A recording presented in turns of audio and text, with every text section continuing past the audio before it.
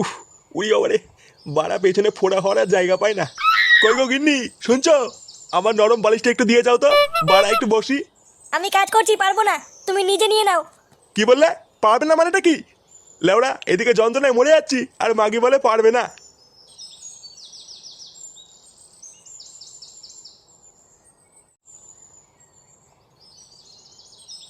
ও বাবা, এ কি বৌমা, এটা কে? ইনি হলো আমার গানের মাস্টার। গানের মাস্টার মানে? তুমি আবার কবে থেকে গান করছো? বিয়ের আগের থেকেই বাবা।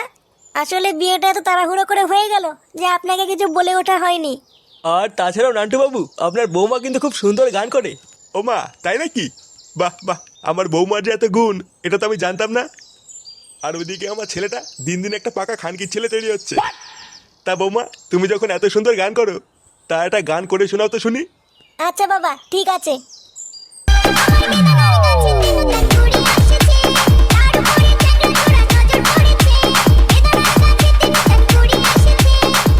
গুড মর্নিং এগুলো।